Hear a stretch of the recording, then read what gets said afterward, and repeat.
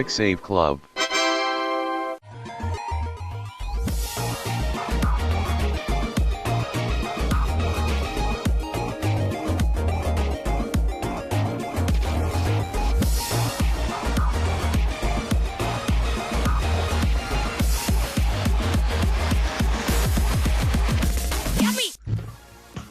Okay, 1, 2, 3. Welcome everyone to the Quick Save Club podcast. What is the Quick Save Club, you may ask? Well, the Quick Save Club is a PC-focused spin-off of the Cartridge Club for 2 months at a time, where we choose retro, classic, or indie PC game to play. During these 2 months, we discuss our experiences as we play the PC game of the bi-month with our Quick Save Club community on Discord, located at bit.ly/QuickSaveDiscord, and the forums at www.cartridgeclub.org. For June and July, we will be playing the first-person puzzle game Antichamber, and in the upcoming months, we'll be playing Fallout New Vegas, Torchlight 2, and Screamer 2. If any of this sounds fun to you, hit us up on Twitter at QuickSaveClub or join us on Discord. A reminder to check out our sister podcasts and their games of the month for June. CC Prime is playing Gears of War. CC Portable is a big old question mark because we don't know yet. And RF Gen is playing Cannon Spike. For the month of April and May 2020, we played Terraria. Terraria is a video game developed by Relogic. It was first released as a game on the PC in May 16th, 2011, but has since expanded onto several other platforms. It's a 2D action-adventure open-world sandbox/platformer game where the player controls a single player in a generated world.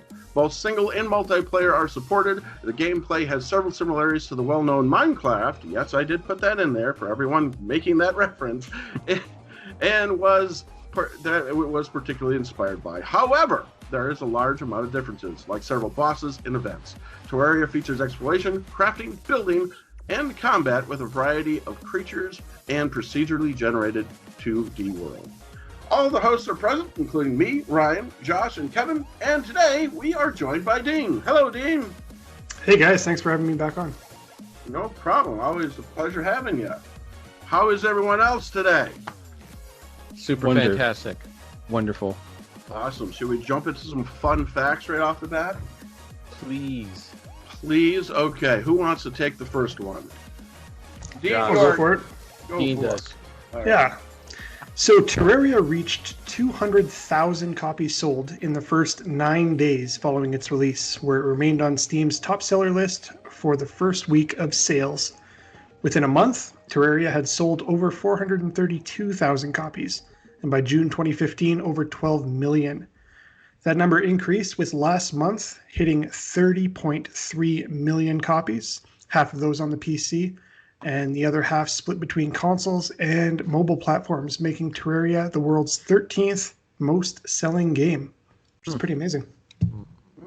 That's a lot. That 2D Minecraft, that really sold that slogan. Hey, come play 2D Minecraft. Uh-huh. I was hoping me putting in the Minecraft thing at the start, we'd be able to stop with that reference, but I have a feeling we're just going to keep coming back to that over and over again, aren't we? Okay. Yep. Kevin, why don't you do the next one then, please? While the PC version of 2D Minecraft is the most full-featured, the console versions of Terraria are split into terms of extensivity. The Xbox One, PlayStation 4, and the Nintendo Switch editions of the game are the equivalent to desktop 1.3.5.3. The 360, PS3, and Vita and Wii U editions of the game, Vita got it. Wow, Vita. Yeah, it was on everything. Are equivalent to 1.2.4.1. And also lack content found on desktop and mobile versions. These versions are not planned to be updated past 1.2.4.1. So they're not updating any of the consoles, or just the old consoles, the old last gen? The last gen ones are probably not going to update. They haven't talked if they're going to do this recent update, but Which, speaking of which, the fourth and final major update for the game, Journey's End, was released on May 16, 2020, very recently. As with previous updates, it added new items, enemies, difficulty modes, and gameplay features, including Journey Mode, that allows players to duplicate items, adjust the world's difficulty, and control weather and time while playing, among other things. I gotta say, I was a little disappointed when I fired up Journey Mode and there was no Steve Perry. That's for all you old people out there. Like the classic. You can put that on in the background when you play. How about that? Okay. A spin-off of the game called Terraria Otherworld was under development, but was officially canceled on April 12th, 2018. However, the developers teased reviving it recently. Otherworld would have been more story-driven and was described as an open-world sandbox RPG/strategy game that would take a novel approach to the Terraria experience to explore what might have been. Yes. I remember the trailer for that and getting kind of hyped for it. I was like, the graphics, they kind of went more like, I don't know, more detailed, I would say. It was more, I'm not saying that Terraria is not detailed as it is, but I feel like they maybe increased the palette of colors and like the amount of sprites on each of the items and mobs and stuff. Looked a lot more animated, I suppose. Yeah. More like a traditional 2D animated versus pixel. Yeah. For what it sounded. But yeah, it was pretty hype. But I guess around the time where everyone was getting hype about Journey's End update, people started asking about it, and the developers were like, well, if enough people are interested, maybe, one of those things. Yeah. So it could get revived, or they might just release the source code for it and let people do whatever with it. So that's all that. So, but yeah, so that is Journey's End, which we'll talk about the update as is. So let's get into story time. First off, is this the first time you guys have been playing? Dean, is this the first time you've ever played Terraria? It is, yeah. It's one of those games where, looking at it from afar, not really understanding Minecraft and Spelunky and Terraria and SteamWorld Dig. If you just look at trailers, they all sort of look the same, and I kind of dismiss them as just your run-of-the-mill survival game. But thanks to the Quick Save Club, I've been a little more involved and getting a little more playtime in with games like Minecraft.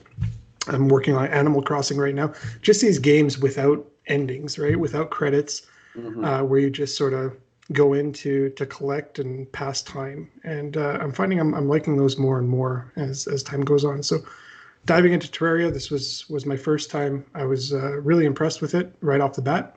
A lot of the considerations they made in terms of changing things from the Minecraft formula really worked for me. And I was hooked. So put a couple hours into it these past 2 months. Awesome. What about you, Kevin? No, I according to Steam, before we started this as a game of the month, I had put 10 hours into it previously, just messing around, looking around, checking things out. I think you and I actually played multiplayer years ago. We did. I finagled you into it for like an hour or two. Yeah, and it was fine. Yeah, it was fine, and it's still fine. Still fine. That's it. That's my history with the game. That's your history. I didn't play it again until we started this month. Or last month. Yeah. 2 months ago. Whatever. 2 months ago. Yeah. Those long 2 months. Yeah. Yeah. It's kind of long. I guess I'll talk about my experiences with it. What about you, Josh? Yeah. Josh, thanks for asking. Yeah. I did ask. No one heard me, I guess. Okay, sorry. No, you're good. 2011, 2012, when it first released, like around the first year or so, I put 100 and some odd hours, 150 hours into it with mostly me and a couple of my old buddies that we used to play Minecraft with. And he's like, dude, we got to try Terraria. So we got really into it for a while. It was like maybe 6 months, and I put all that time into it then. And then I kind of just fell off of it, never really played it again until this month. And then this month I put maybe like 15 to 20 hours into it. And that's pretty much my experience and history with it. I've always liked the game, but I still prefer Minecraft when it comes to this style of sandbox game. But I do appreciate the differences and have a good time every time I jump in. So. Me, I am a day oneer as well. In fact, I think this actually was in early access initially. I can't remember, but I was playing vanilla Terraria back before you could place walls and break the back walls and stuff like that. And yeah, so I've been pretty dedicated to this game since then. And even though I get away from it for a while, I always come back to it. Me and my brother-in-law put hundreds of hours into this game, just messing about and starting new characters just for the heck of it, starting new worlds just for the heck of it, and just like, just starting from scratch, just because every time you kind of start from scratch, it always seems like you find something new or something different. Yeah, you may and you might play the game slightly different than you did before and that kind of stuff. So yeah, it's like right now with the new journey mode update, I'm just sort of playing it more as a builder. Like I'm using the journey mode to kind of collect material so I can build more than explore and fight kind of thing. And then other times, I'm just do nothing but exploring and then that kind of stuff. So yeah, this is not my first time. I've played it since day one, and I will probably continue to after this. So that's my history with it, at least. But yeah. So it is a sandbox game. It is, and it does encourage different play styles. How did you guys play the game? How did you guys attack it? Did you try to do everything?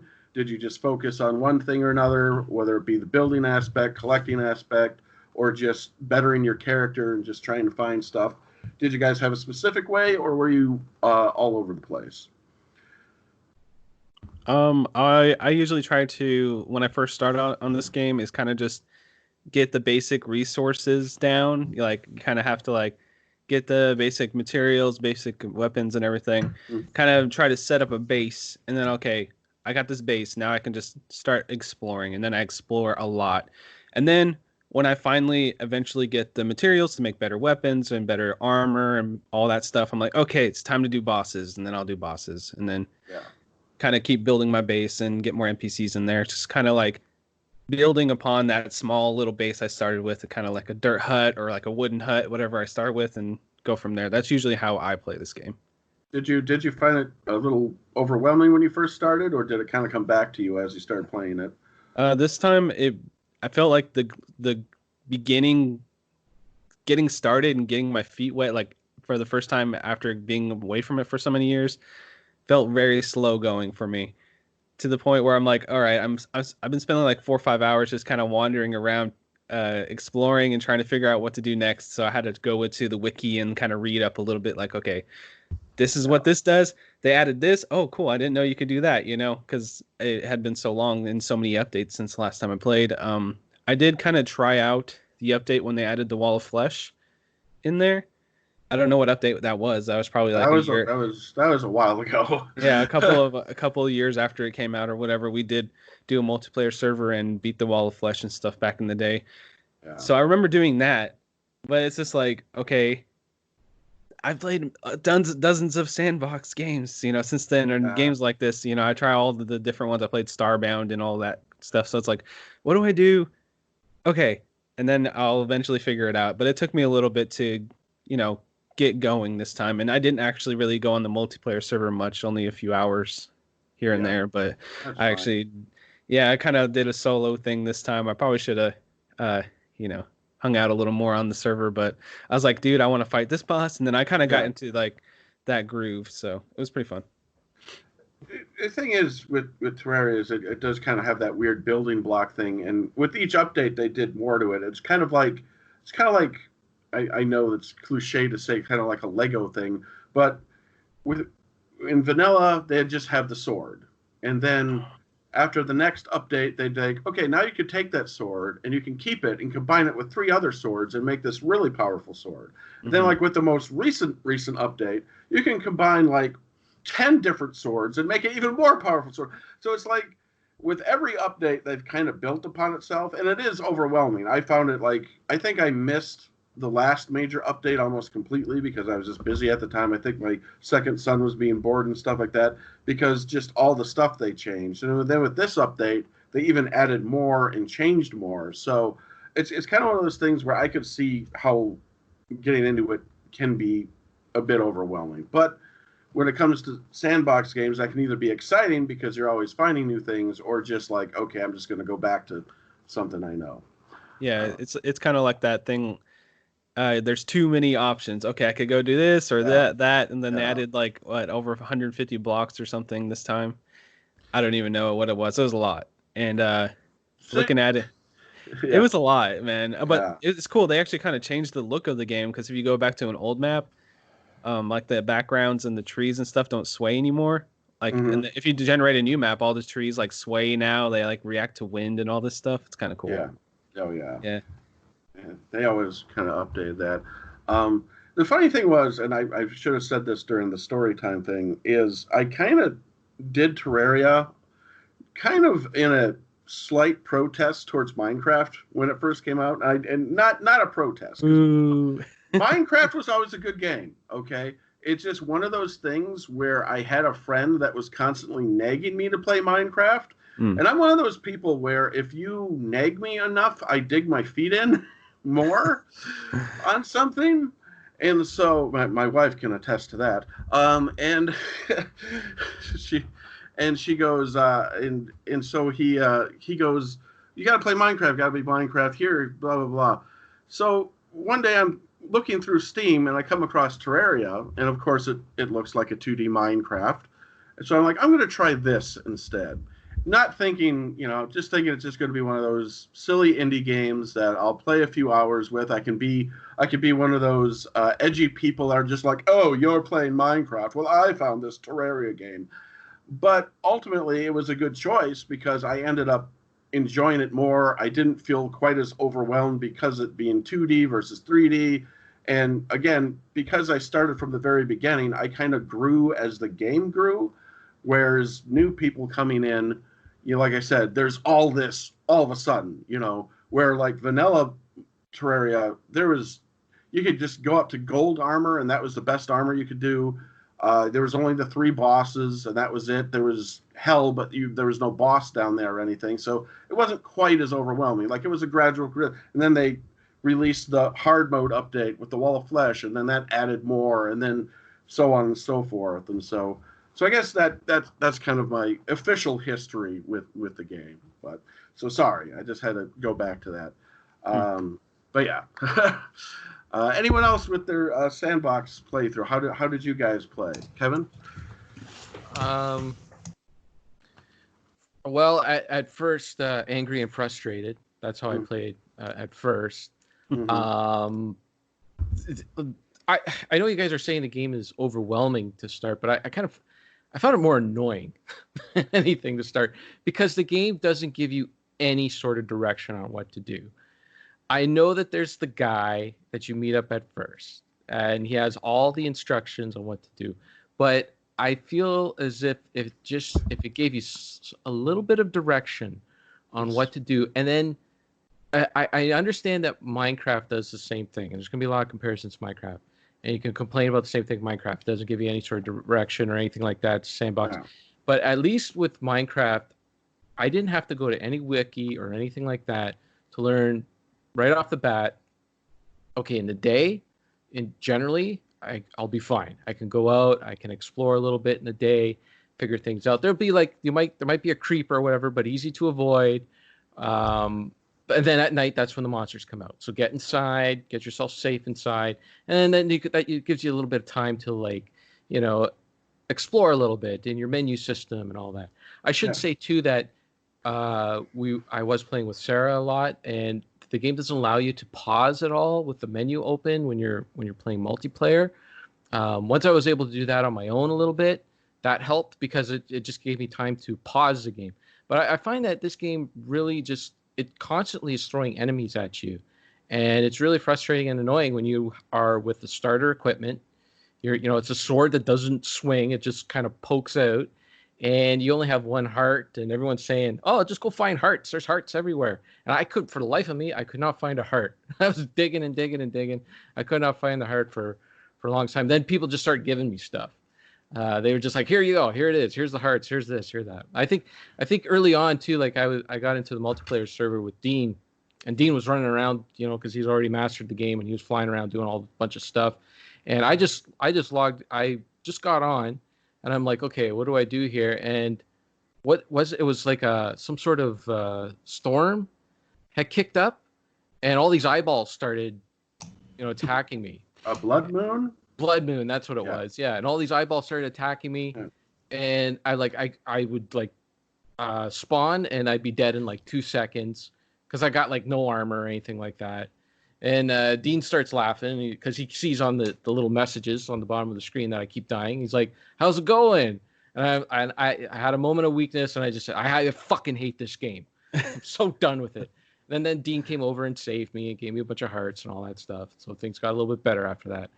But that beginning just really, it's just really frustrating, But once I got my groove though, and then once I was like, okay, I had a little bit like extra stuff in that, and I was able to explore, then that's when I started to enjoy myself a little bit more. But those first few minutes are very frustrating, I found. See, I probably could, like I said, say the same thing about Minecraft. That was how I kind of was. But again, that was foreign to me at the time versus, Terraria, which is... Yeah, but I'll say, like, there isn't too much difference between this game and Minecraft, I don't find. It's just a little bit of nuance. And in that little bit of nuance, I know you don't agree, but this is how I feel. In that little bit of nuance, really the only difference is with Minecraft, it's more about crafting things, going and finding things, find it like material in that so you can build things and make things. It's exactly the same thing as Terraria. No, it's not. Hold on. I'm telling you, there's a little bit of nuance. Okay, no, it's different. Okay. Here's the difference. Sure. You got to listen. You got to open your ears. I am. I'm listening. Talk. You're not listening. I'm listening. Let me talk. Talk. Settle down. Let me listen. Let me talk. Go ahead. The difference is just because I like the game. Okay, it's okay that I didn't like it. Is he going to get to the point he's trying to make, or is he? No, because it's easy to hear you up. The difference is that this game focuses more on going and doing, like going and fighting enemies, going and fighting bosses and grinding bosses over and over again to get drops and that. And more about exploring in that. Whereas Minecraft, you don't really need to do that. You can just stay in one spot, go underground, look at all the stuff and all that stuff. But this game, there's really only one or two bosses. I don't know in Minecraft. There's not too many. In this game, it just seems there's so many bosses over and over again Minecraft has like two. They have a boss, the in-game boss, and then there's one you can spawn and get like things to make beacons. The Wither boss. That's the only two bosses in Minecraft. Whereas in this game, it is more about going out, fighting those bosses, going and getting these things and getting that, so then you can get the better armor and all that. Whereas in Minecraft, I understand that you can fight bosses, you can grind on those bosses and get some stuff from them in that game too. But I feel like if you just need the basic stuff in Minecraft to get you through, like just exploring and doing the sandbox thing, all that stuff is there. In Terraria, it just doesn't seem to be there. You have to go and find houses and that. And there's just so many monsters and everything. Jesus. Yeah. So that's why I find there's a little bit of difference, but not much. Okay. A little bit of difference. Okay. I've stood still in one spot in Terraria before myself, but I see where you're coming from. How did you have the basic equipment? Were you just standing there with like nothing? You just had your wooden sword. You make wood armor, wood stuff. You make a base to hide in if you don't want to fight monsters, and then you just sort of go from there. And you can gradually progress. But no, I understand where you're coming from. I understand where you're coming from. No, hold on. I spawned into the game. Dean was there. I spawned into the game. All right, time to build my house. House. No, blood moon. You're getting attacked. Yeah. You're getting attacked. Yeah, that happens. How am I supposed to build my house when I'm getting attacked? Oh, here I spawned. No, you're dead. See, that's why I don't really have. It was just an unfortunate event that happened. Otherwise, Yeah. It's not the only time I played the game and like. No, I know. And then and then you're just standing around. King Slime comes in. You're like, really, King? Yeah. Or Sarah and I are exploring in the thing, and then the big eye guy comes. It's like, I didn't call on the big guy. No, he's here now. Yeah, You're getting attacked. See, it's those kind of things that it's in this game. It's nice and surprising. And if you want to hide from the big guy, it's frustrating and annoying. It is not nice and surprising. That's one thing. I will actually agree with you that it does force you to progress at least a little bit. You can get to a point where you can be comfortable, and you can't just sit there all day. But once you get a certain amount of hearts, then you're going to get your boss. Sure, it gets attacking you. And I've had the like, unfortunate day one where the freaking king slime just spawned out of nowhere and killed me, or I've had blood moon. I've had that happen. It happens all the time. Or you can have 5 straight days where the weather's perfect and you only have zombies at night and you're fine. But so it's kind of based off of kind of surprising and maybe trying to force a player to progress a little bit, like, oh, this boss just came and wrecked me. Maybe I should become stronger so I can do it. I see what they're trying to do, but I can see how that's annoying as well. So yes, I do agree with you on that. I do find the corruption zones to be a little more like frustrating sometimes because of all that if you want to get mobs at you, there's where you get some mobs at you, is in those corruption zones. So well, Dean, we've been arguing with Kevin here. So only you've been arguing with me. Only I've been arguing. But no, I do agree with you. I do feel like for a new player, if you do jump in, and if you do get unfortunate spawns or event or a king slime, then it can kind of take you out of it. Yeah, but and I understand. You did say you stuck with it, and once you were able, it does. But totally. Yeah, exactly. So, but I do agree with you. Okay, Dean, sorry. Go ahead. No, this is great. It's good to hear too, because I'm fresh to this game, and my mindset is pretty different. Like how I approach these games when it comes to Minecraft, or I mentioned Animal Crossing before, is I go in with the single goal of collecting one of every item in the game, and if I can, put it on display somewhere. I don't care about beating bosses or building the best armor or the best equipment, or it's just that completionist mentality in my mind, or the collectionist in me that just wants one of every item, no more, no less. And so when I came into this game thinking it was more or less like Minecraft, I was really happy to see some quality of life improvements that sort of fed into that.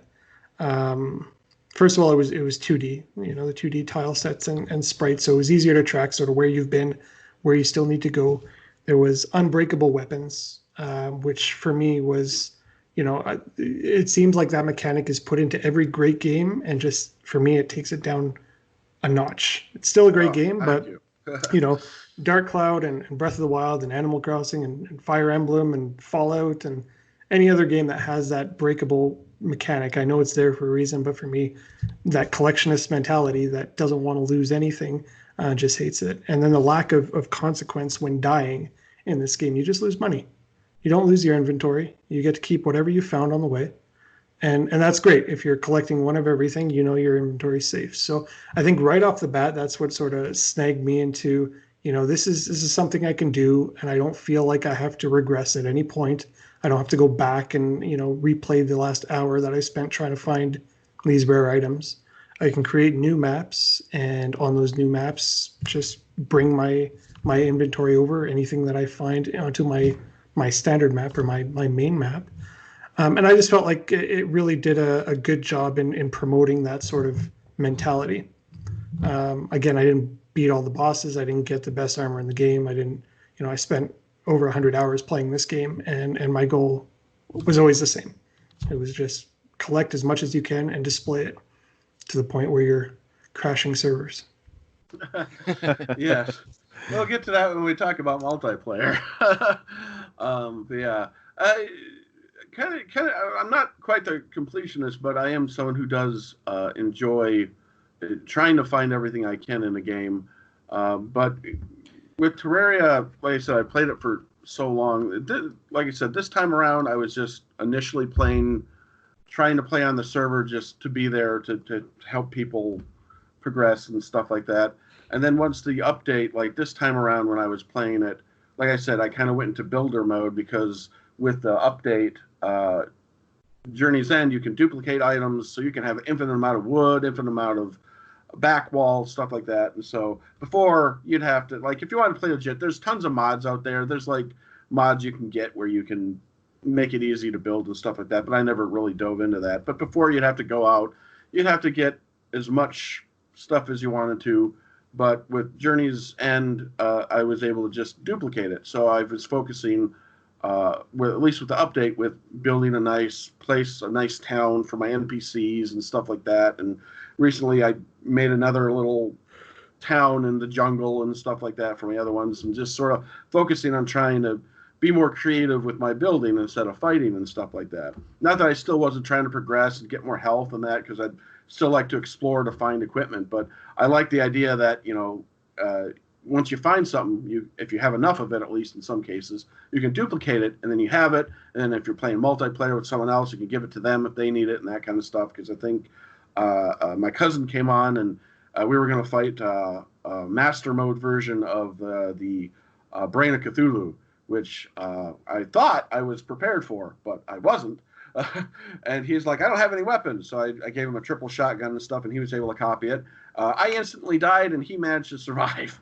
But yeah, master mode is no joke. But yeah, so that's kind of how I was playing it. Was I sort of went into collector mode once the update was, and before that, like I said, I was just playing to kind of progress, and like if people were on the server, I was trying to, help coax them as it was. So it was fun. Like always, it always feels like you can find something new to do when doing it. And we didn't even dive into, like, we could have did like PvP stuff and capture the flag stuff, which I think one time we had enough people on, but they were just exploring and stuff like that. So maybe next time we'll have to do something like that, but that's kind of how I was. So, but yeah.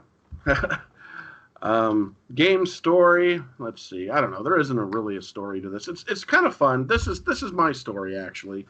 Is my oldest son, Ben, he got into the game this time around, and he's been playing it. And he's more into, I gave him one of my OP characters that I've already played as, so he can just run around and play. But the funny thing is he's one of those people who has this great imagination. And so as he's running around in Terraria, all of a sudden he'd stop and he'd be like, Dad, what's the origin of the face monster? And I'd be like, there isn't one. He's like, well, what if there was a face monster boss? And he'd just start making these stories up as he was playing the game.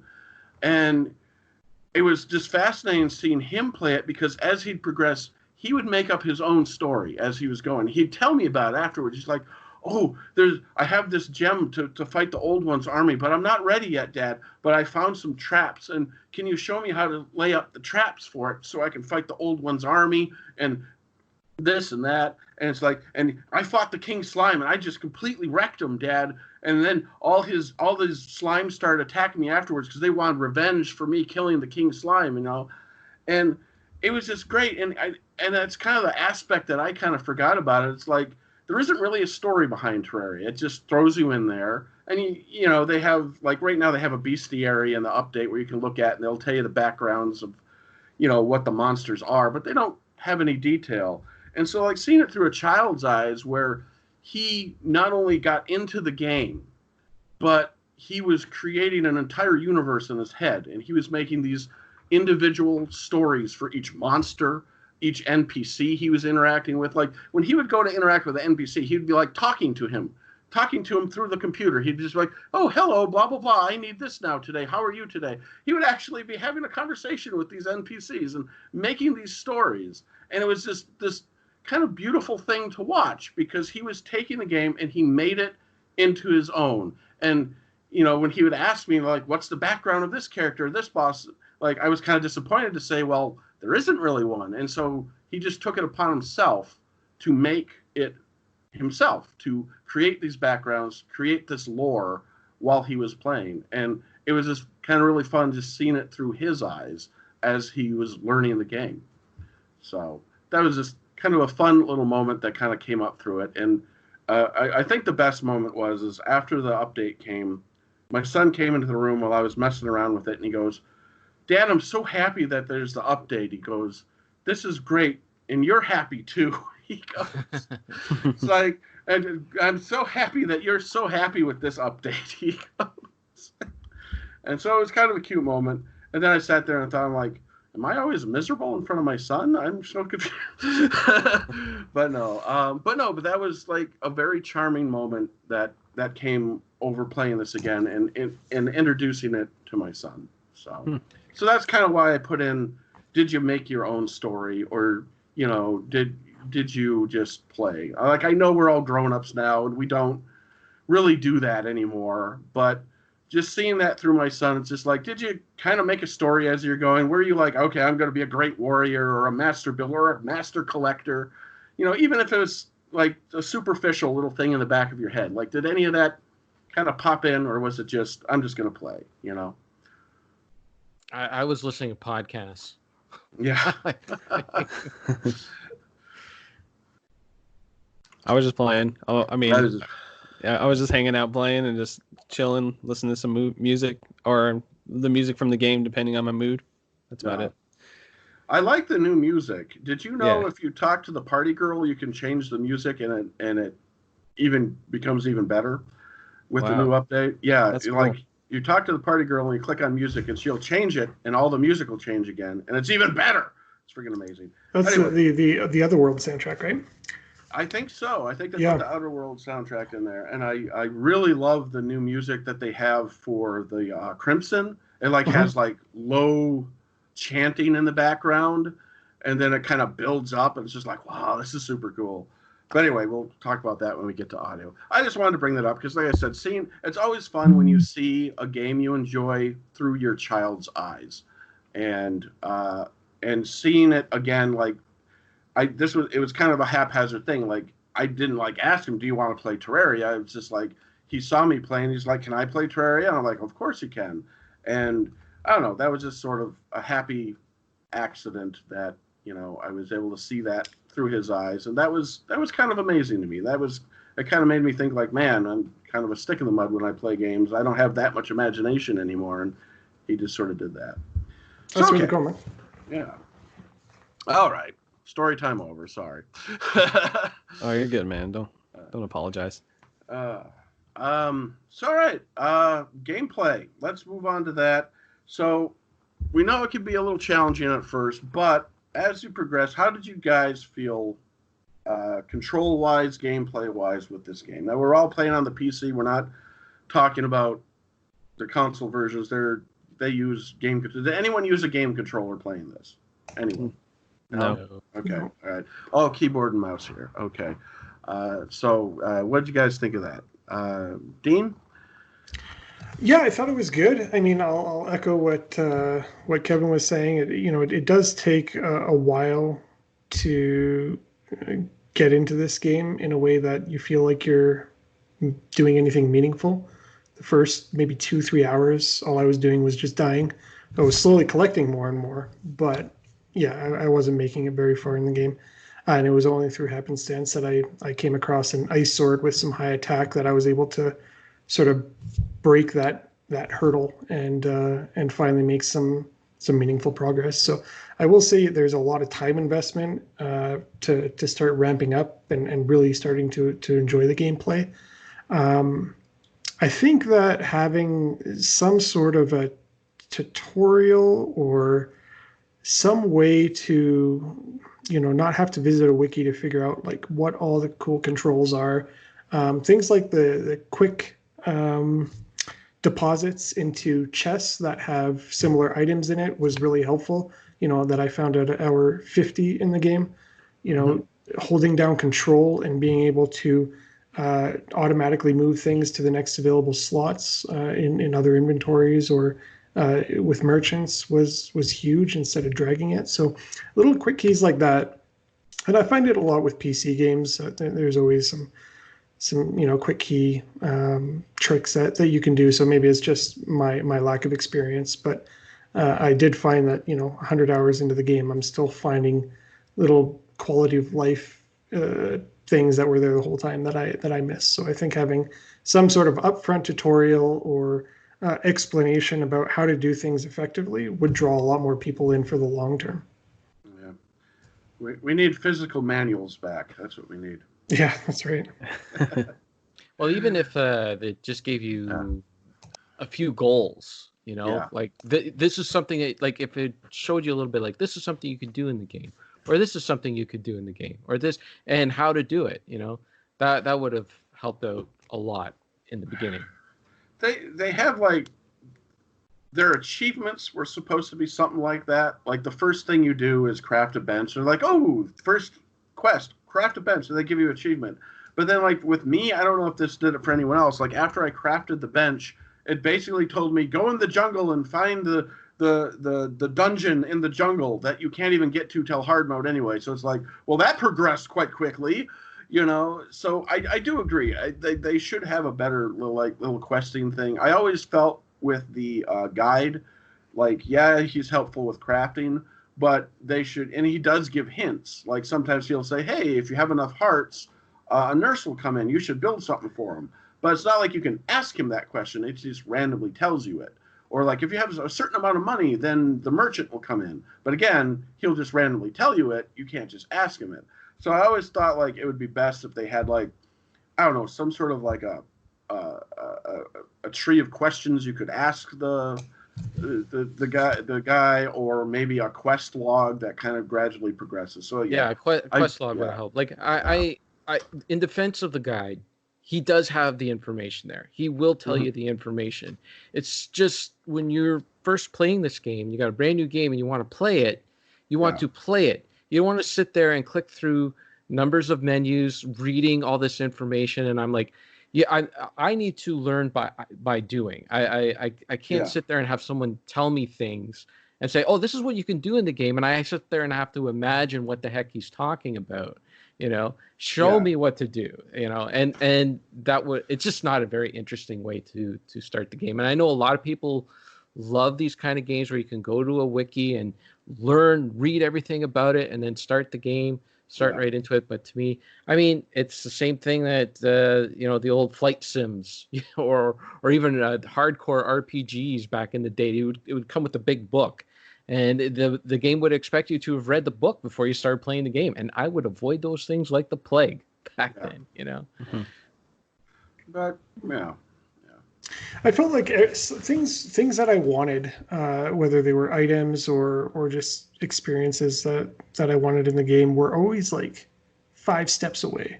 Like being a long ways away. Like I would want this item, but then, okay, well, I have to collect these 2 items. Okay, I got them now. Honestly, you need a tinkerer's workshop. Well, what's a tinkerer? So I go online. Right. Oh, you need to find the goblin tinkerer. Well, where do I find him?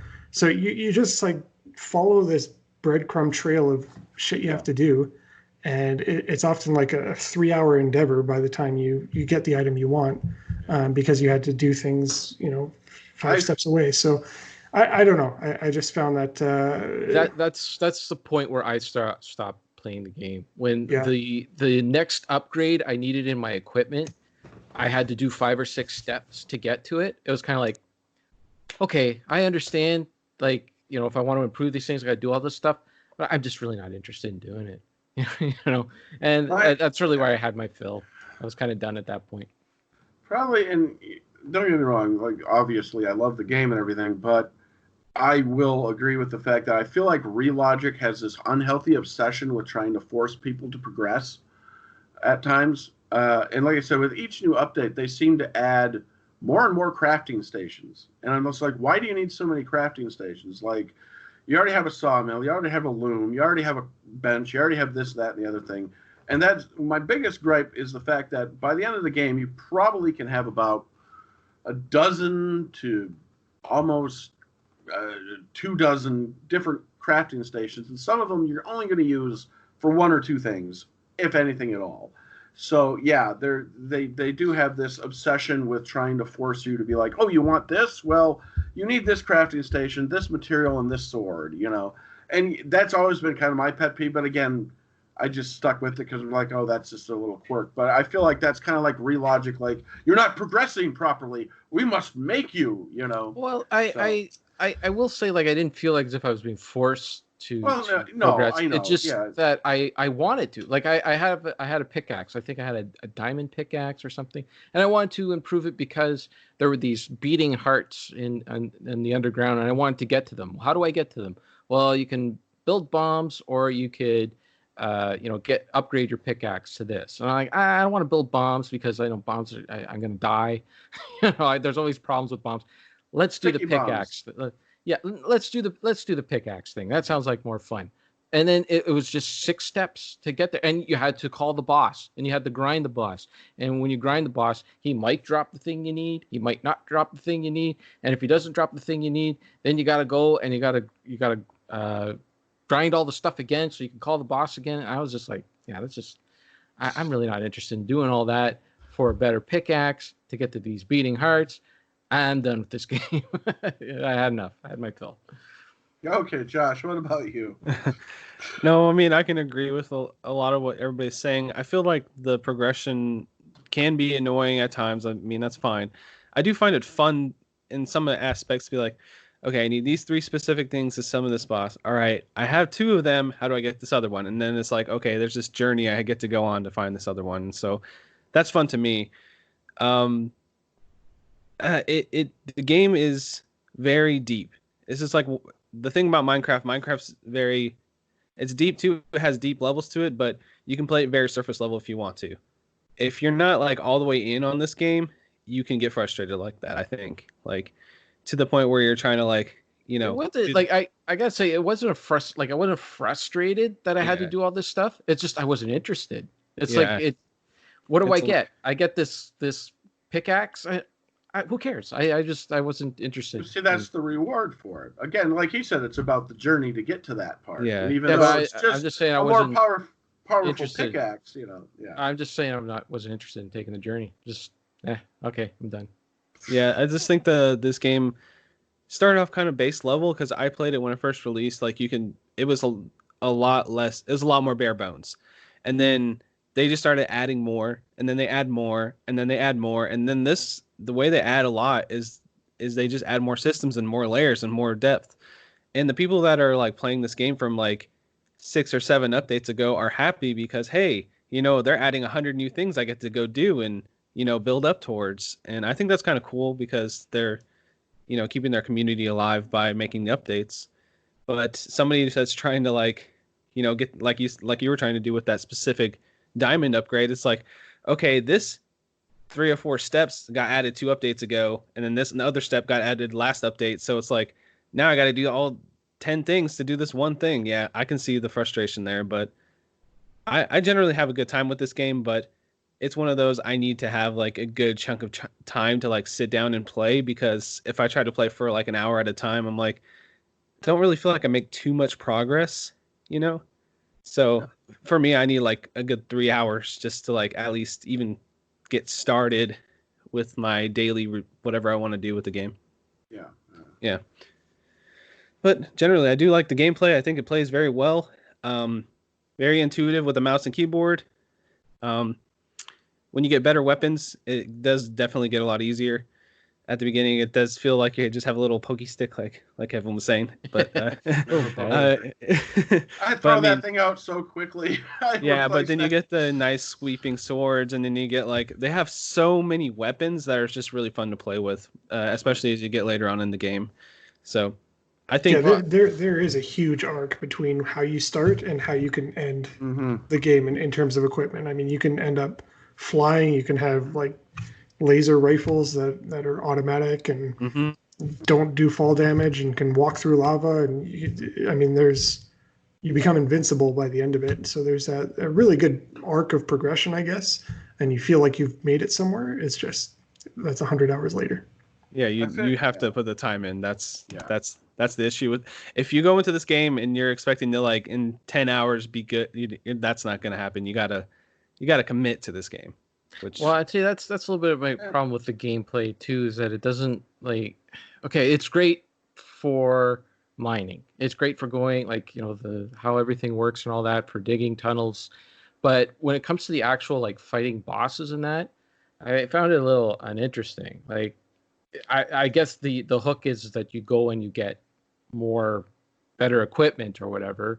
But there really wasn't just much there for the gameplay. It's like there's the boss. Just hold on to your click and mouse button and wait for the boss to like it wasn't like a lot of give and take or anything like that. Like it wasn't interesting. It wasn't fun. And I suppose you could say that that's kind of a lot with like a lot of ARPGs.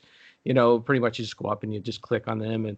But at least with ARPGs, like if I beat the boss, I'm kind of progressing the story. I'm moving on to the next part of the game. Whereas in this, it's just you're not just fighting that boss once. You're fighting him over and over and over again to grind for this stuff, to get better equipment later on. And it just wasn't interesting enough. I mean, I can do the Minecraft comparison again if you want. Absolutely. Like, hey, look, I understand like a lot of the complaints with this game. You could port over to Minecraft. Like, there's absolutely no way I would have gotten to the end of Minecraft without Sierra. I know her name. You don't have to tell me. Without Sierra, because she did everything right, and I just kind of followed around and all that. Yeah. But I feel like with Minecraft, I could play that game for hours and hours, like you were saying on a surface level. Sarah did that with this game with Terraria. She played it like last month. I don't know how many hours she put into it. She put in way more than I did. And she just went in and just dug, and she just had a busy day. Maybe we should have had her on instead of you this time. I don't know. She made a pretty good blog post too. And she did. She did write. Check out her review on Caught Me Gaming at WordPress.com. She played it on a surface level, but I didn't have that hook with this game where I wanted to play it for hours and hours on end on a surface level or on any level. I did play 43 hours of it. I mean, come on.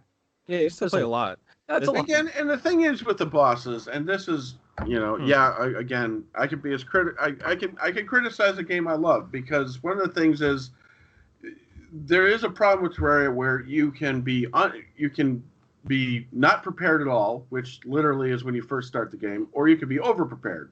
And me and my brother-in-law, we have this tendency of over-preparing. And so when you do finally get to the first boss fight, it either becomes way too easy because you over-prepared for it, or, again, if you under-prepared, you're completely squashed. So, like, I've kind of, when fighting, and again, in multiplayer, bosses are completely different because you have more people. Because I noticed when we fought the bosses in multiplayer, we were able to just wreck them because we had, 3-4 people at a time just shooting the boss at the same time. So that completely changes things.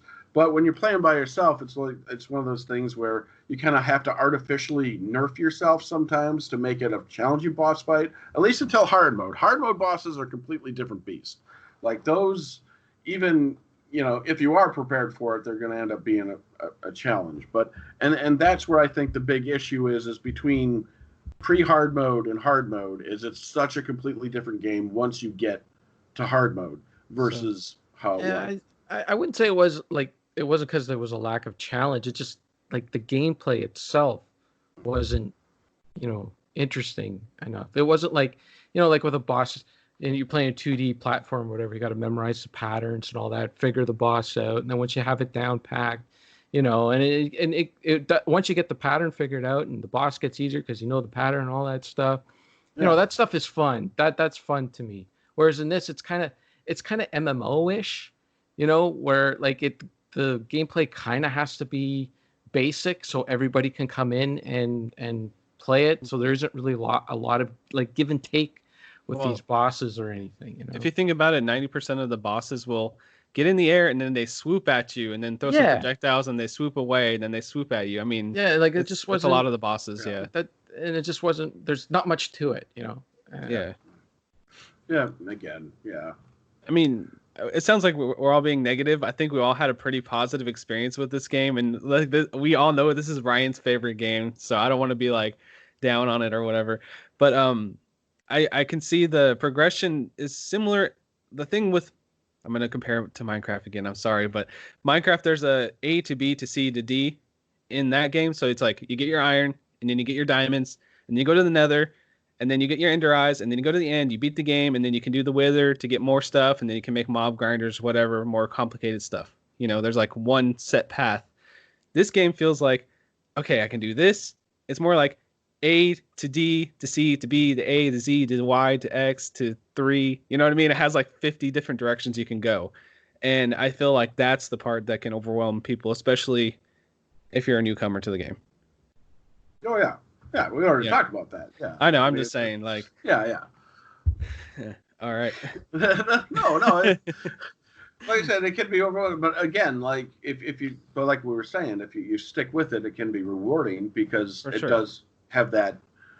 Like you said, I guess Journey's End was actually a perfect name for it. It does kind of have that journey to it, as long as you're willing to stick with it.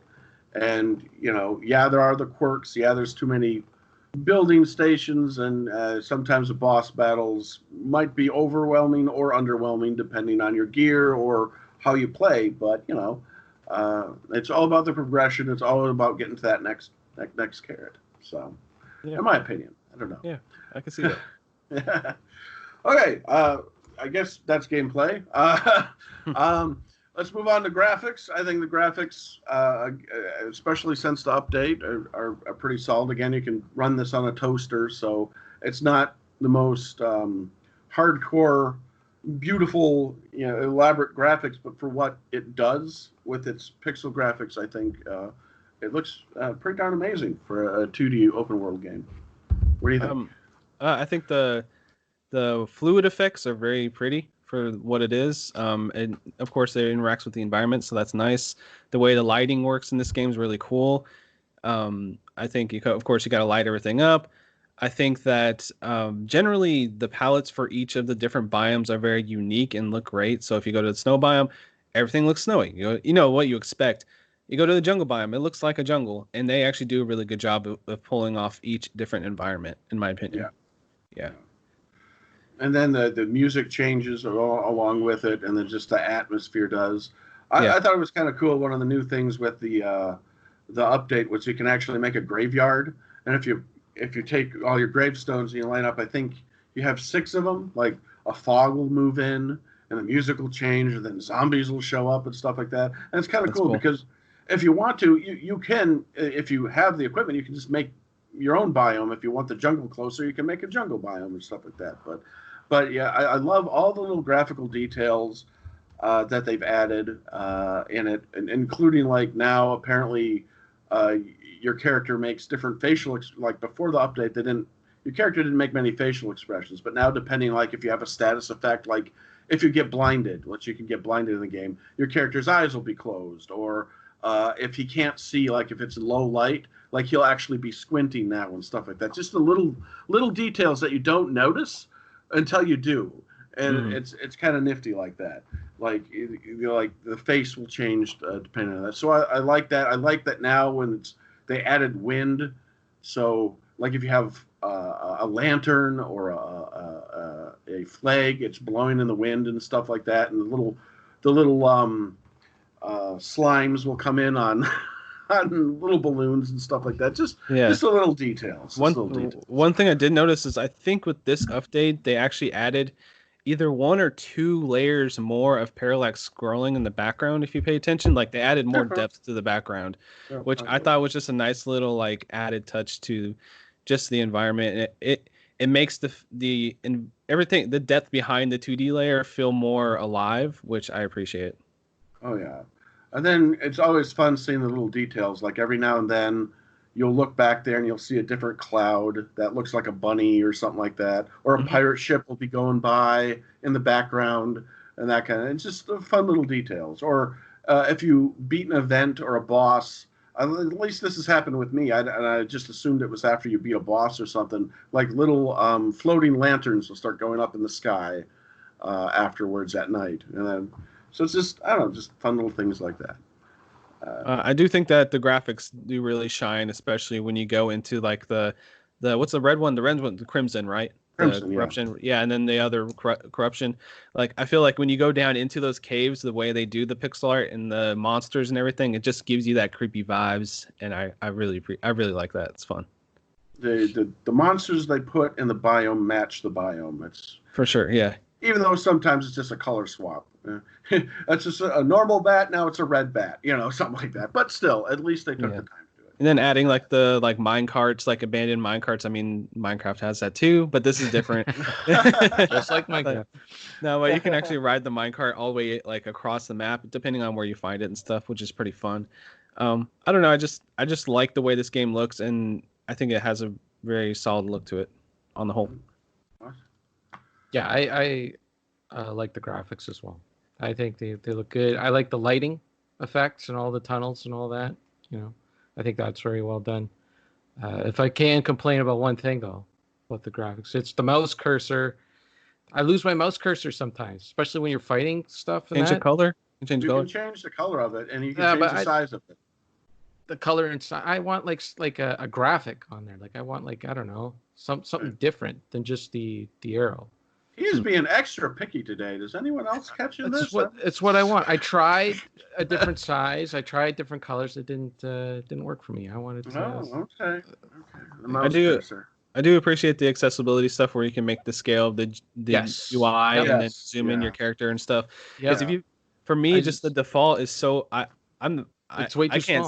I can't see what's going on. I like that my character be a little bit bigger than that. That's it. So well, and not only that, when you have it that small, it makes it that much harder to like mine stuff in that. You have to like be that much more pixel perfect, and it's like I just want to relax here. I don't want to like be like straining my arms to friggin' get this tiny little pixel here on the screen. You know?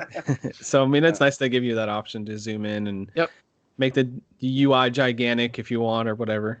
Yeah. Right. Dean, you got something to say about the graphics? Are they just amazing? I just love them. No, I mean, I'd echo what you guys say. I love the idea of sprites and tile sets in 2D format. It's really easy to see where you've been and where you still need to go, and you're not getting lost, and you don't have to have mile markers, and it's easy. I think that it's pretty amazing how they have at any given time like 10,000 tiles on the screen that you can break. I sent you guys a video of how they do that and some of the development behind sort of blocking like segments together. So things aren't loading tile by tile, right? They're actually loading as a bulk one tile for this entire chunk of dirt. And then as you start to pickaxe your way through it, it starts to re-render.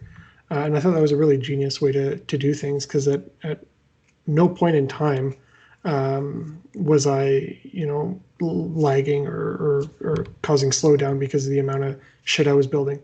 I know you were getting a different story, Ryan, when you were going through my house. Yeah, I would go to your house and it would turn into a slideshow.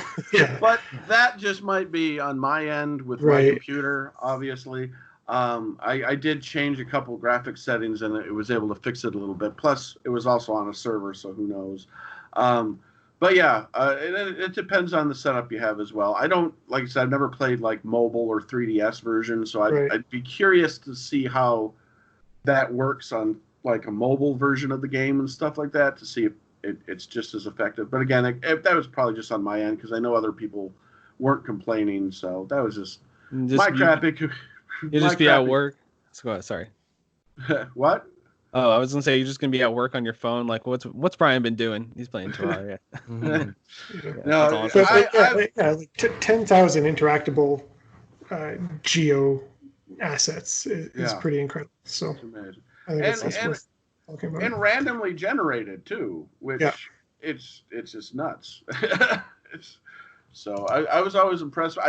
And that's the thing, you don't even think about that initially because you're just mining it. But then when you think about it on the sheer scale of everything is destroyable, everything, literally, front, back, whatever. If you want, eventually later on in the game, you can get this flying UFO that has lasers that will destroy tiles. You could go through your entire freaking map and destroy it completely if you want to, using that UFO with lasers. But yeah, that's just how cool that is, graphics wise and just technology wise on a 2D level. So yeah, cool. Audio, I've always enjoyed the audio. I like the music. It's catchy, especially the new music. It's pretty good. I know Sometimes I like how it changes with the atmosphere and that kind of stuff. I do feel like some of the monsters' grunts and groans are a little generic, but I don't know that happens a lot with most games. But I feel like it fits. It fits the game. It kind of has its own iconic sounds to it. My son always comes running in when he hears the monster spawn sound because he knows I'm fighting a monster. And he has to come in and watch me fight the monster. So it's kind of like they made the sound specifically to trigger, okay, this is a boss fight, this is a zombie, that kind of thing. But I always thought the audio and music was very fitting for the game. Not extraordinary, but also fitting. I thought it was great. I think this game has no right having a soundtrack this good, to be honest. I mean, it's a perfect game to sort of tune out and listen to a podcast or watch movies or listen to something else. But when you actually turn the audio on, there's a lot of good tunes in there that are either really pick me up tunes when there's a battle going on, or just really relaxing tunes when you're just digging. I think it does a really good job sort of adapting to the different biomes you're in, and the different moods that you sort of encounter. There's like 100 tracks, something like that. So now I mean, to compose something like that for a game like this that's so simple. It's pretty awesome. Oh yeah. I turned the music off right away. It's like, I don't want to hear that. Turn that off. But I liked all the sound effects. I thought they were cool. I thought they were unique. I liked when Sarah would turn on the game, I could tell right away what game she was playing just by all the little, whatever sound effects. Even like the mining and all that stuff. Oh, yeah. The roars and the slimes. That was good. You gotta turn the music on for Journey's End, man. You got Separate Ways. Good. You got Don't Stop Believing. I'm good. Oh, those. I'll listen to that. All right those. I'll listen to that. You gotta talk to your party girl. Yeah. Come on. Well, the funny thing is with this update, they did release a mod editor, so people could go in and mod in the entire Journey soundtrack into the game for you, Buried on Mars, if they wanted to, because it's highly. I'll spin the CD. That's good. I'll put the CD in my disc tray and play it. You have a disc tray? Okay. Yeah. Do computers even come with those anymore? I built my computer, so it comes with that whatever I put in. Yeah. I didn't put one in mine when I built mine. I was like, I don't need that. Oh, they physical media. They still come in handy. Media is for those old people that I do a podcast with. No, I'm just kidding. I just never really. On PC is different than consoles. Well, yes. Sorry, I keep interrupting you. Audio, go. I was going to answer that. Yes. I love the Overworld soundtrack. And at first, when I first started playing it, I thought they changed it. I was pissed. I was like, really? They changed it? But they added like an intro segment to it. They actually made the song longer than when I used to play it back in the day. And then eventually I got the do that part. I was like, oh shit, here we go. This is Terraria. So I got those feels. I actually thought that. I love the music in this game. It's just very upbeat, and makes me feel good while I'm playing. So yeah. I feel like now I don't know if any of you other guys did like a journey mode or after the update. We might as well talk about Journey's End. This was the recent update. It just came out. We haven't had a lot of time to play with it because it came out on the 15th, I think. Mm-hmm. But I don't know if you guys have. But when I first started my first journey mode map, I feel like it had like a completely new intro music where it was just this really upbeat, like welcome kind of thing. And then I didn't hear it again after that. But maybe I'm just remembering it wrong. Maybe it's just the first time I heard the wind music and I just thought it was cool. But did anyone else feel like it had like when you started a new map in Journey's End, it gave you different music, or am I just hallucinating that? I think it had like a remix style. Yeah, maybe it was a remix. Maybe it was a remix because I'm just like, oh my god, so cool. But yeah, so the Journey's End update again. This is fairly new. I've already kind of talked about it. Like ever since that, I've been doing journey mode. I fought a couple of bosses in master mode. I know other people are trying to tackle master mode, and it's a pain in the ass because it's really hard. But I'm mostly just using it for creative purposes and building the stuff. What did you guys think about the Journey's End update? If you have any thoughts on it at all, if you've even dove into it that much. This was a perfect mode for me.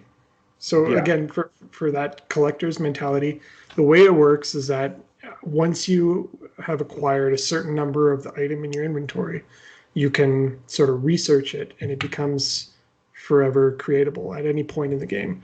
So if you find 100 bombs and you research those 100 bombs, then you can create as many bombs as you want at any point in the game. So you can totally destroy all the land really quickly.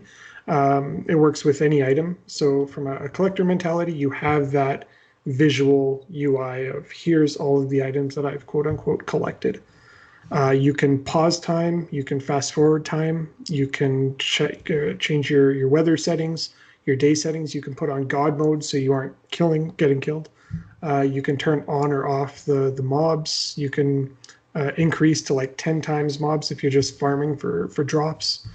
So really, like anything you want to do is available to you right off the bat, and I think it works really well. I probably spent 70 or 80 hours on our multiplayer server, and on single player, sort of pre Journey's End, and within 20 hours, I was able to do all of that and more with it's sort of post May 15th. So it's really cool. Yeah. Wow. I really enjoyed it. And that's what's kind of cool, because then, like, Kevin, now I would think you would like this a lot, especially since if you're starting out, you had that blood moon, right? All you'd have to do is go into the options and then go, okay, make it dawn, no more blood moon. And yeah, I don't want to play easy mode. I'm not saying it's easy mode. You can play it any way you want, but if you're starting off, no, I'm not interested. Look, if the game is good, it'll be interesting and fun to play off the bat. I don't have to go in there and like that. To me, that's just like, yeah, that's cheating. I don't want to do that. It's fine if you got a goal, like you want to collect everything in the game and all that stuff, and it's like that's all I want to do. I just want to go in there. I just want to collect everything. That's fine. But like if I want to play the game, yeah. And you can completely ignore all those options too, and it's just there in the background. You can use it to make the game, just so you can have an item to make your inventory a little smaller. That's all. But but I don't see it. I've done that before with other games too, like Torchlight. For instance, there's like mods where you can make your inventory bigger because they only give you so much inventory. Yeah, that stuff's fine. But I don't want to. I want to play the game. I don't know. I just whatever. Sure, I'll get that Journeys mode going. Let's do that. Come on. It's like it's a more sandboxy mode in my opinion. Like force me to go. Like to me, like when I play Minecraft, it's survival mode or nothing. I'm not going to play that. That's for the kids. That's for the kids who want to make, Mario or something, a big statue of Mario and stuff. That's fine. I want to play survival mode. That's where I want to survive and I want to get through it. I want to have a farm and stuff like that. That's how I want to play it. So I just see it as a way of augmenting it. See, I have a completely different way of looking at it because I'm kind of playing it semi-casually right now. I'm still playing it. I'm not giving myself God mode. Yeah, I'm duplicating items, but at the same time, I'm only duplicating like stuff for building purposes. I'm like, if I get a weapon, I'm not going to sit here and give myself infinite bullets and stuff like that. I'm still going to buy the bullets, but like if I get enough of them, I'm going to copy them. So I'm kind of using it to augment my experience while I play through. So yeah, technically I'm holding myself to those rules, but it's a sandbox game. So yes, it's called using your imagination a little and holding yourself to those rules sometimes. So yeah, I'm using journey mode for building purposes and all that extra stuff. But at the same time, I'm still playing straight. Like, yeah, I got attacked by King Slime. I could just easily threw it in God mode and killed King Slime. But I wasn't to that point progressively with my character. So I didn't just automatically pause it, go God mode, and completely wreck King Slime with a broken short sword, which you could do. That'd be fun. I can't wait to see someone make a video of killing all the hard bosses with a broken copper short sword. That'll be cool. But I held myself accountable and said, no, I don't have the equipment for that. I'm not going to cheat and give myself that. If I die fighting the boss, then I die fighting the boss. And I did. And I was okay with it, So it's like, I see it more as, yeah, you can use it for just playing, shut off all the bosses, shut off all the mobs. You can use it for building, or you can use it to augment it like I am, or you can use it to make it even harder. Like like you said, make it 10 times the bad guys, make it master mode, make it even more challenging for you. So I see it more as, instead of it being like a workshop mode, I see it as a way to augment it, and so you can play it the way that feels comfortable to you. That's kind of how. Yeah, it's cool. That's cool. All those options are there for people who want them. Yeah, that's what I think, at least. I think that's cool what you're doing. I think that's fun.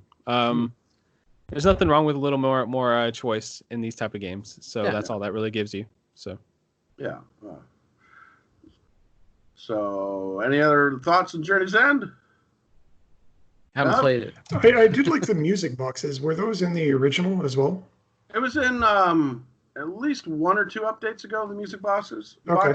They might have, obviously they probably expanded because they added more music. So they probably added more music boxes because of that. That's really cool too. I do enjoy that. And that's what's kind of cool is they also added golf. They added mini golf to it. Oh yeah, I saw that. I didn't play it, but I saw that. I downloaded. There's this YouTuber I followed. I think he's called Chaos or something. He made a mini golf course to download, and it's really good. He's a really good builder. He's like one of those master terrarium builders where, like, you just build a normal house. Like, he will make it like look depth and field and this, and he'll take stuff you wouldn't think to, and like, he's one of those people where he'll spend an hour building one room for the mechanic or something. I don't know, but but yeah, so he actually made like a mini golf course, and it's really fun. It's really cool, and that was kind of a cool thing because my son, like, you find the golf guy in the desert underground, which is kind of funny. You'd find a golfer stuck in the, get it, because he's a golfer and he's in the sand pit. Never mind. And and so my son started building a golf course in his map that he was playing. He's like, "Look, Dad, I built a golf course. Look at how cool it was." So another cute son story, but yeah. So yeah, new music, tons of new stuff. Multiplayer. We did do multiplayer. We had a server. Right now, I don't think we can get into it because of it's a different version. And obviously, we already know, Dean, you created a giant museum on that server. And what happened with that museum? Yeah, it was really weird. So I started with sort of a small wooden hut at the base of a mountain, and it eventually grew, like you say, into this museum. And I had about 1,400 items on display. So in the game, you can create like plaques or item showcase things with some wood. And they're just like small little 2x2 pixel items that you can put on any background, and you can put any item in there to display. And yeah, it was like 1,400 items I had sort of on a grid-like basis. And I noticed that the mini map started to crap out a little bit. There was some black chunks on the map the more I put, and I sort of ignored it. And then one day, coming back to my home, I noticed it was like a black hole. Like, it was like somebody took a square chunk out of the map, and I could go through the door, and my NPCs that I originally had living in my house were still spawning where they used to be, sort of in the sky at this point, and they would just fall like 30 meters or 300 meters and then respawn and then fall and then respawn, and it was just like raining NPCs. So I started to panic. I was like, well, that's like 70 hours of collecting down the drain. All my chests were gone, everything. Yeah. So you were able to roll back the server. Well, yeah, see, I'm notoriously bad with not checking my Twitter or Discord feed, and I think I probably worked the night before when I work a night shift, so I'm pretty dark at that point. So anyway, so I hop on the server not knowing this is happening. I don't even look to the right. I'm just like, I'm going to go down and fight the wall of flesh. I don't even look to the right where his thing is because I'm like, I try to avoid it because of the leg. So I don't go near his thing to see where this hole was. So I go down to hell, and so you jump on the server. And I'm just like, oh, I'm fighting the wall of flesh. Come down here, you know. And he's like, and we fight and win. And then he goes, I'm like, here's the trophy from the wall of flesh. You can have it for your collection. He goes, well, that's great. I don't have anything else but this now. I'm like, what do you mean? He's like, come here. So we teleport back up to the surface, and all of a sudden I look, and there's this giant hole where all his stuff used to be. And I'm like, shit. Okay, I'll be right back. So I go on the server, and it had a rollback for like 11 hours or something like that. And so I rolled it back, and everything came back. But I was like completely oblivious. And then I look at all my social media stuff, and everyone's yelling at me, Ryan, there's a glitch. There's a glitch. You got to fix the server. The server's all screwed up. And I'm like, okay. So I was just completely oblivious. So you must have thought I was like being such a jerk or something initially. So I'm like, come down and fight the wall of flesh with me. And you're like, well, what about my problem? And leave it to Dean to be too nice to say anything. Go and help you with the wall of flesh. And then after you're done, hey, would you mind fixing the server now that you're done with the flesh and the walls? This trophy you gave me is the only thing I have, basically. And I'm like, what do you mean? You have this? And I go up there. I'm like, whoa, like this giant black hole of everything that he did. I think there might have been something left on the bottom. There might have been something. It was, like one pumpkin room left on the bottom. Like a pumpkin room or something. But it was a perfect square chunk that was taken out of the map. It was really cool. Yeah. But I rolled it back and it came back and all was well with the world. But it was fun. I got in and fought some bosses with some people and ran around and that.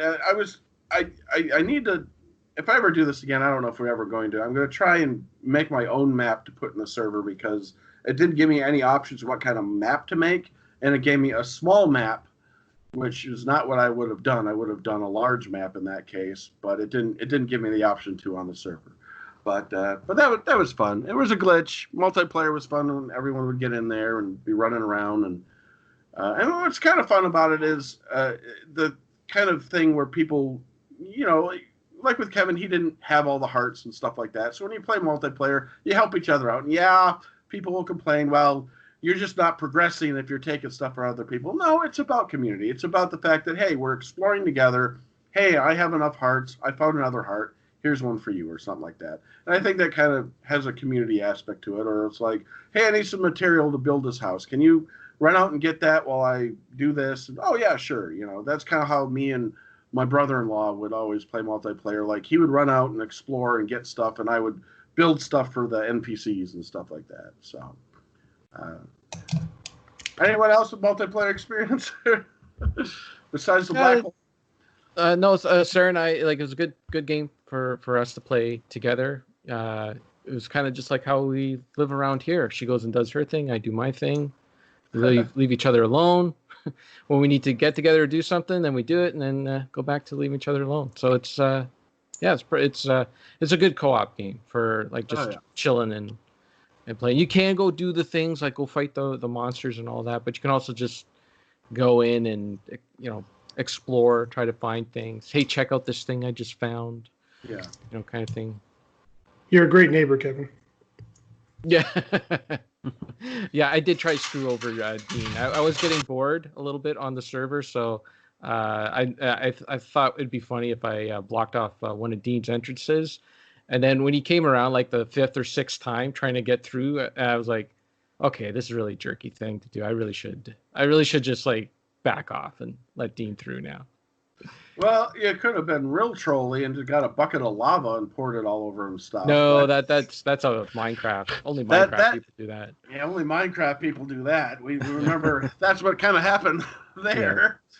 Yeah. Isn't that kind of funny that the 2 times we actually had a server up, we had some sort of event that happened that we had to roll it back with Minecraft, and then at this one with the glitch. At least this one wasn't some troll coming in and trying to screw things up purposely. It could have happened though, right? It was the server. It was public. Invite only. Yeah. No, it was public, but it was only. I think we only posted it on our Discord. I don't know if we ever tweeted it out. At least I didn't. So I don't know if. I put. Like I said, go to the Discord, and I never put the IP on Twitter because of the Minecraft thing. Yeah. So I think anyone who is in our, and I think everyone on our Discord are all pretty cool. We don't have any jerks on our Discord, so. Anyone who came in was super respectful and stuff. There's a couple of new people. I wish I could remember who they were. Like I said, I fought a couple bosses with them. They came in and played for a while, and they were just like, "Oh, cool," and like I had a bunch of stuff, and they're like, "Oh no, you can have it. You're the one who did it." I'm like, "No, we fought this boss together. Here, you can have some stuff too." So everyone was super respectful and didn't want to take people's stuff, and everyone was asking. I think every now and then. I think Dean came over just like, I see you have a trophy I don't have. I will trade you for it. and at first I'm just like, I was just going to give it to him. And I'm just like, what does he have? Like, I would have just gave it to him, but now you're going to give me something. But oh well. So yeah, pretty fun. And another thing, and I know this is just me making excuses again for people who are starting off new. It's if you're starting off new with Terraria, try to find someone who's been playing it for a while and maybe start playing multiplayer with him a little, just so you can get through that opening first couple hours and get some decent equipment so you can kind of move on. If you don't, obviously not everyone has that. Not everyone has a Minecraft friend or a Terraria friend that can jump in and help you along. I know that, but that's kind of my solution to that. If you have someone that can jump in if you're new at it and kind of help push you along and be the tutorial for you, even though, like I said, there should probably be a tutorial in game.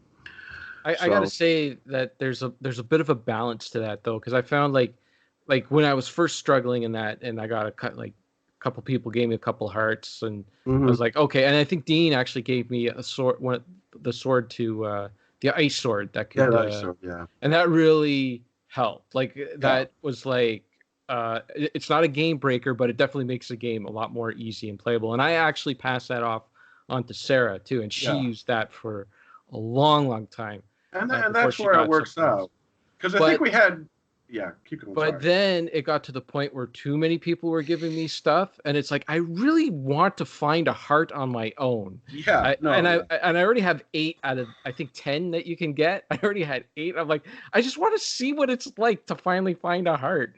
And then I eventually did find one, and then I kept running into them all the time, and I gave them all the ones I found to Sarah. Because and then I think I was selling them at some point because I just kept finding them. But at the beginning, though, I could not find one to save my life. But anyways, there was a little bit of balance there to that. Like it can get to be a little too much. Well, that's when you gotta say no. And then, like I said, I think that's Vance. Vance was in there, and he brings his OP character into the server. His hard mode, everything upgraded, best weapon in the game, and we're sitting here like we're still pre-hard mode characters wanting to fight a boss, and I sit there and I go, you stay out of this. You can't fight a boss with him. You'll wreck him with your pinky finger. And he's he had like 3 extensions come out of him at one point. He just kind of like flew over me. He was like Doc Ock or something. He had all this OP stuff, and he built this elaborate base with traps over this, with stuff you can't even get pre-hard mode, and I'm like, no. All marble, everything was marble. All marble and everything. And I think I took one of his traps for my trap. He goes, someone took my trap. I'm like, so? But so he had his OP character over there, and he's just like, oh, I have some stuff here if you want. We're like, no, I want to progress normally. I gotta say that's a very cool thing with the game too, is that you can take any character and bring them into any server and that. So except for journey mode now. Okay, well, journey mode maps need journey mode characters. In back in the day, before May 16th, back in the day, you could bring your character. So I was able to play with Sarah. I was able to play on my own. I was able to play with you guys, all with the same character, and that was really, really cool. Yeah, that's pretty nice. All right, cool. I think that's Josh. Was there anything, or did you mention anything about it or no? Oh, the multiplayer. I only popped in a few times to kind of see what people were up to. I didn't really play on the server. I mean, I kind of felt bad I didn't. I should have at least made a base, but I just didn't this time. But I used to play multiplayer with my friends back in the day all the time, and it's always a good time. I got 3 big questions. Ideas ripped from CC Portable. Is this a good game, and would you recommend people play it today? Well, it's still a relatively new game, so. But yes, so this was the 3 big questions. I think who came up with that? Josh, did you come up with the 3 big questions? We're just continuing on with it. It was ripped from CC Portable. It says right there. Yeah, I know, but you inserted it into our stuff. Yeah. No, I think that was me. That was you. Okay. All right. So here it is. The big final here. Do you recommend this game? Is this a solid experience? I would say play it for 2 hours with somebody who's played it before, who can show you the ropes. And if you like that experience, then make the decision for yourself. But I guess be ready to put in hundreds of hours to get some meaningful feedback from it. Otherwise, there's other games you can be playing. Kevin? Yeah, I agree. I agree with Dean on that. I would also say, like, if it's a kind of game that you kind of have to give yourself a goal. You know, you have to like say, okay, this is the thing I'm going to do now. It doesn't steer you in any sort of direction or anything like that. So you kind of have to be prepared for that as well. But yeah, it is a good game. You know, it just eventually you get your fill of it. You don't want to play it anymore. Well, I'd have to disagree with you on that one, but Josh? Oh yeah, definitely, it's a fantastic game. Recommend you play it with the caveat of the steep learning curve and having to figure out all the stuff in the beginning, all that. But once you get a powerful OP character, you kind of feel like a god, and the game's really fun. And I do have a suggestion. There are a lot of, I don't have any like specific names or anything to recommend, but there's plenty of YouTube videos out there that have tutorials. So Yeah. if you want to just go watch some people say, how to get started in Terraria, look that up on YouTube, watch some of those to kind of get your feel before you jump in or see what the game's like before you buy the game. But like we said, it is a lot, but once you get your feet in, it's just a really great ride, and I always have fun playing this game. Yeah, And especially... that's an important point, Josh. I think we mentioned this in Minecraft as well. I don't think either Minecraft or this game would be as big as it is without YouTube. YouTube is like a huge, like this type of game is just perfect for YouTube and YouTube content because there's a lot of stuff for you to explore, a lot of stuff for you to build, and that's what like other people just sit there and watch either the YouTube stuff or the streaming stuff or whatever, watch the videos, and then they say, oh, I want to do that too. I want to do that. Oh, that's how you do that. And there's a lot of learning. Like a lot of YouTube is like do it yourself learning stuff and that. And this game is just, there's just so much stuff to learn that it just drives those kind of things. So we didn't even talk about the different character classes that you can make with your character later on. I mean, there's so much to this game that the tip of the iceberg is what we're talking about basically. So again, yeah, exactly. YouTube and even Twitch TV, people streaming it all the time. It's a perfect resource for that kind of stuff. Yeah. What about you, Ryan? Do you recommend this game? I don't know. Yeah, I had this thought that I was going to start this podcast and then end it and not say anything in between. Just because of how biased I felt like I was going to be on this game. But yeah, I would recommend it. And like I said, it's in the title. It's in the description, not the title, but the description of the game. It is a sandbox game. Use your imagination. It's open-ended. Go with it. If that's not your cup of tea, if you don't have the means to be set in the world and be given infinite amount of opportunity and you don't know what to do with yourself, well, then you're probably not going to enjoy this game. However, if you want to give it the time, if you want to give it, I guess, even the research, there's good wikis, there's good YouTube and stuff like that, this becomes immensely satisfying. There's been so many times I've sat down to play just 15 minutes, just a half hour, and then 3-4 hours later, I'm still playing. And it's just to do a simple thing. Like, I want to create a jungle biome for the new characters, for some NPCs, so I can make a pile on there to teleport to. And then the next thing you know, you're creating another one and stuff like that.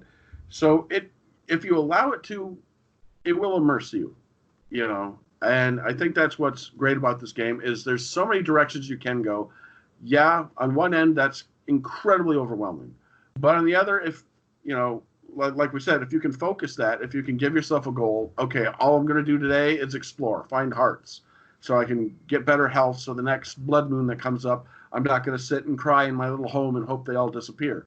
And the next time it's like, okay, I got my hearts, so now I'm going to build a house so I can have more NPCs. I can get a nurse in, so when I am hurt, I can, heal or whatever. So it's like, give yourself some goals.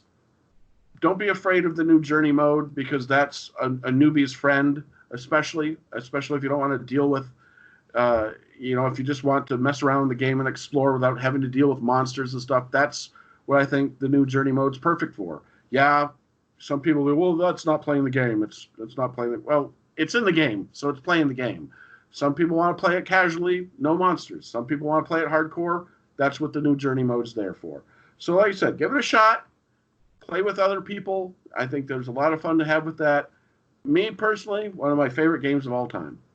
I think I made a comment once before. If I was stuck on a desert island and for some reason I had electricity and internet, but I could only have one video game to play, it would probably be Terraria. I know other people would say Minecraft and stuff like that, but I just feel like there's so much you could do. Like I said, dude, you can play mini golf. You can download custom maps where people make adventure maps. There's a huge modding community out there that people add their own monsters and new other stuff.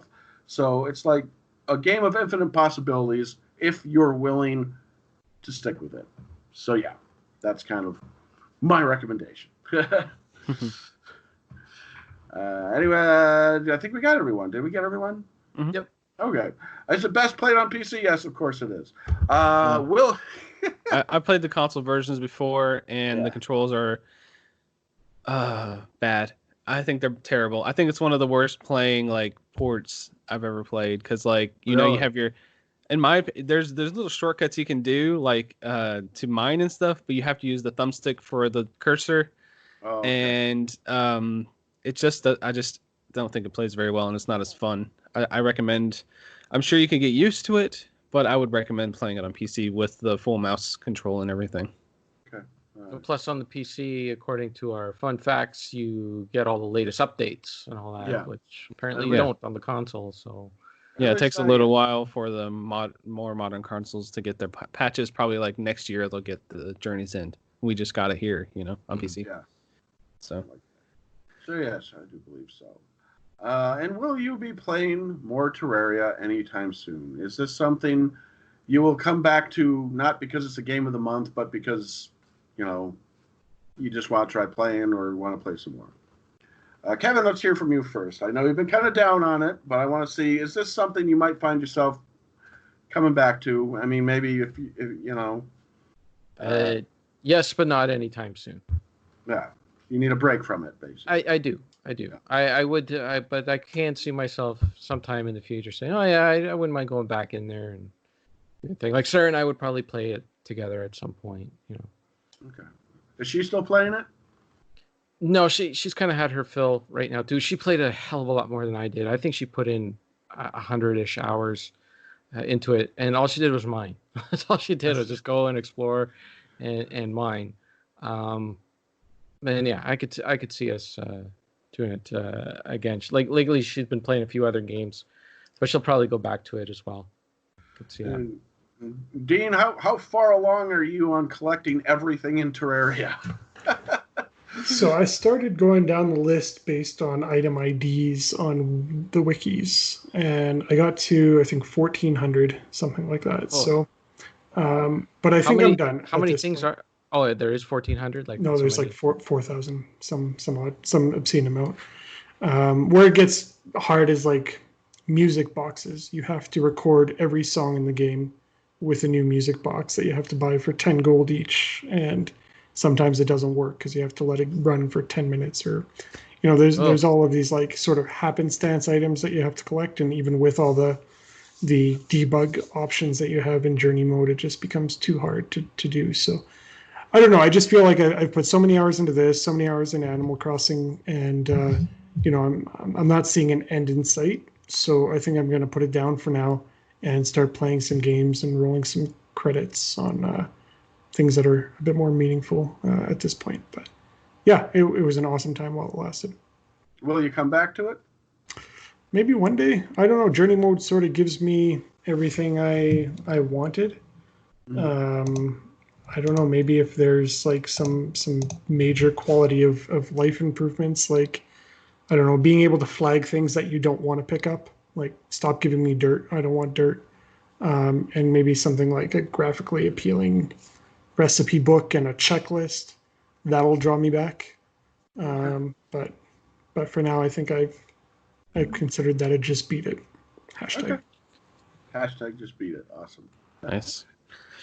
For me, I think this is one of those games that I forget exists. No offense, but I I like the game so much, and this gave me a good reminder as to why. So with this new update, I don't know when I'm going to play it, but it does definitely feels like a nice background game. It's like, okay, I don't really feel like jumping into this new big game. Maybe I'll sit down, play some Terraria to kill a few hours and just kind of grind away a little bit, build up a.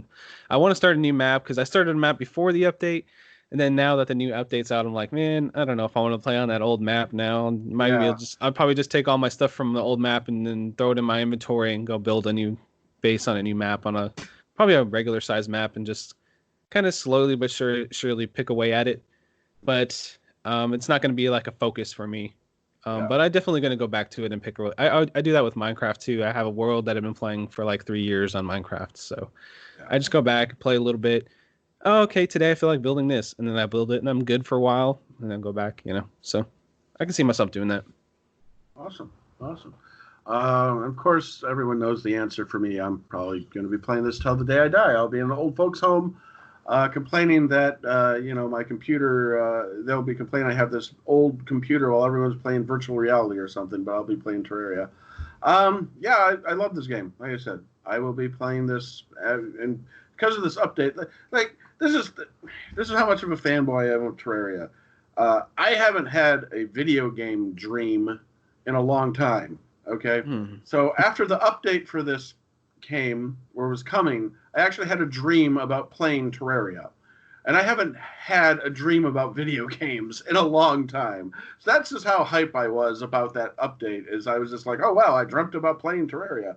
So that's how much of a fanboy I am. So I will probably be playing it more. I'm still in journey mode. I'm going to maybe try live streaming some more and stuff like that.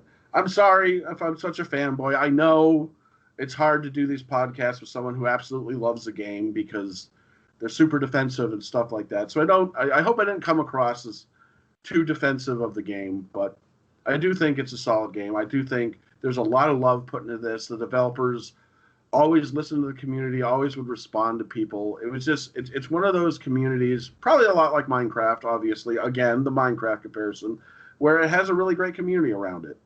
And that just encourages you to just want to play it more. And like I said, it's kind of cool to compare it to Minecraft. And yeah, there's the whole YouTube comparison. But both these games being so similar in a way, managed to both take off in their own little way. Obviously, Minecraft is a little bit more popular than Terraria, but they both were able to just become these kind of mega hits in their own right and be on everything. They can play them on a toaster. You can do that with Minecraft, And they're literally everywhere. You can play them everywhere, and they're both kind of similar, but it just kind of goes to show it's just like 3D versus 2D. This for more fantasy versus more building or that kind of stuff. And they each found their own community, and they each became their own big thing. So just like a 13th highest selling game of all time for an indie game, this small indie game. Yeah, that's ridiculous. You know what I mean? Never rose above $10, at least on the PC. A $10 indie game, Yeah. And Minecraft is, I think, the same thing. How much is Minecraft? It's not that much either. Like 20, 25. Yeah, like 20, So I think that's kind of amazing. And I guess that's kind of my final thoughts on Terraria 2. It's amazing that it's made it this far, and I love the game, and I'll be playing it for years to come. So, yeah. Any other final thoughts from anybody before we move on? Terraria is $10.99 in Canada. And I said the U.S. Sorry. Oh, okay. I know in Canada. Canadians getting 99 cents. Screwed. Yeah, 99 cents screwed. But there's sales all the time, and it's usually at that point it's below $5 half the time. Yeah. So, but yeah, I think for the content in the game, that's a pretty dang good bargain. But yeah, even just like try it out, that's a good price. You know what I mean? Wait for a Steam sale, spend $5. If you play 5 hours, you don't like it, that was $5. You know what I mean? Mm-hmm. Yep. And after all these updates, they still never raised the price. They could have. They probably should have. There was a PC Gamer article about that saying they almost think they almost feel bad the fact that they're still paying $10 for this game after all these years, after all the updates that came out for it. They made an article talking about why is this game still $10? We should mention too that Journeys mode is the last update for this game. It's done now. They're not going to update it anymore on the PC, anyways. They have said that in the past, though. Oh, okay. So, but they did release, like I said, there is they did release modding tools, so the community can continue to mod the game and release stuff like that as well. So it's like, even if they don't update it, the community has the tools to do what they like. And again, the tools are there to keep it normal if you want, or to mod it if you want without ruining the base game. So, so that's what's great about it. Which console did you play the game on, Josh? PS3. Oh, so was near. I was excited about it too. I'm like, oh my god, to play it on my PlayStation? Why not? Let's try this out. Yeah. And I just the control. I played it for a while, and the controls just made it feel so stilted. Yeah. That I didn't bother playing anymore. Yeah. No, I think my brother-in-law had it on his phone, and I played it on his phone for a few minutes once. Other than that, I've never played it on anything other than the PC, which I guess touchscreen controls probably would work for it. So I don't know if like the 3DS has that. Maybe that would be a little easier, but who plays the 3DS anymore? I mean, seriously. It's a good console. Yeah, it was. I enjoyed it. So awesome. Okay. Any other final thoughts, or are we done? We're done with Terraria, I think. We're done. All right, Dean. We're going to thank you for coming. And then I guess what we've been doing lately is letting people go so we could do our wrap-up. Though we don't have much to wrap up, so you could probably stick around for it. It's up to you, Dean. Are you done with us, or do you want to stick around for probably another 15 minutes, 20 minutes? Yeah, depending on how long step away and grab some dinner here. But before I go, I just want to thank you guys for having me on. I guess what is this, your season 2 opener, right? So I guess so. Yeah. I was on your season 1 opener as well with Diablo. So wow, look at that. I'll see you guys in another year. Yeah, I know, right? It's been fun. No, in all honesty, I mentioned it sort of as a precursor back in Diablo days, but I mean, I've been following along pretty close with the Quick Save Club, and you guys have opened my eyes to a lot of different PC games. My roster is now 300-400 games across Steam and Epic and all the other channels. So I appreciate you guys breaking down that barrier and getting me into digital, and it's been fun. It's been a good time. I wish more Cartridge Club members would be like Dean. Be like Dean. Come on. Be like Dean. Hashtag be like Dean. There's a lot of free games too, so like make accounts and just pay attention, and you get free games all the time. Epic has just gone nuts with all the free games they've given out. Jeez. And if you got an Amazon Prime membership, they got the Twitch one has tons of free games too. I even forget sometimes to go over there. Yeah. They used to. Now it's mostly like for Twitch Prime, it's gotten disappointing because now it's like free stuff for a game, like DLC stuff or skins. Right. Like they used to give free ones though in there. Every now and then. But Humble Bundle will give you a free game once in a while. GOG will give you a free game once in a while, and then it just adds up, and you get these big libraries. Yes, talk up GOG. And not enough people. GOG just had their Galaxy update not too long ago, so go check that out. You're able to take all your games on your computer, put it in one spot on their Galaxy update, and kind of organize it the way you want. So if you're just kind of sick of Epic and Steam and anything else you have having to all be open at once, then just download GOG Galaxy and organize stuff that way. Great. So, yeah. Okay, Dean's hungry, so let's let him go. Okay, any plugs, Dean? No, you can find me on Twitter, I guess, round_2_gaming. You can find me in the Discord, the Quick Save Club, as well as the Cartridge Club, or anywhere else online. Thanks again, guys. Awesome. Thanks, Thank Dean. you, Dean. It's fun. Thanks for stopping by. Times. All right, talk to you later. All right. Awesome. Okay, so we're to the wrap-up. It's time to talk about Antichamber. Josh, this is a game you picked, so you get to talk up Antichamber for next month. Go ahead. Tell us what we're diving into. What is it we're going to be expecting here? A super weird, out there for first-person puzzler. Think Portal, and then MC Escher with Technicolor wild looking shit everywhere. That's I was Antichamber. That's pretty much what it is. I was watching the trailer and that was pretty trippy. It's trippy, yes. I might have to warn people who are prone to seizures might not be able to play this game. I've always heard good things about it. It's a little bit of a smaller game, but it's always one of those like, if you like Portal and like that style of game, you're gonna like this game. That's all what I've always heard, so that's why I picked it. Okay, cool. Saturday day-night multiplayer. We still try to do multiplayer on our Discord, so keep an eye open for that. Sometimes it's just one person going on the multiplayer going, hey, guys, up for multiplayer, and no one responding. And then other times it's, hey, we're up for multiplayer. Oh, yeah, sure. So most of the time we do it at night, but if there is better times for people, go on our Discord and just chat it up. What's the best time for people? We usually do try for Saturday. That's when most people can, but we know it's different times right now, and so it's different for different people. But right now, every Saturday night, we try to be on. Make yourself available. If you're available for doing multiplayer, we don't know what we're going to be playing. Maybe we'll do some more Terraria. Maybe we'll play something else, some Left 4 Dead or something like that. We just need to find some games everyone owns or easy access multiplayer games that we can get into. Yeah, because we figured, I was thinking we're doing this every 2 months for like Antichamber, right? And the game's probably like not that long. So why don't we have some multiplayer stuff to, kind of have the community come by and play? We haven't talked about exactly what game, like you were saying, but yeah.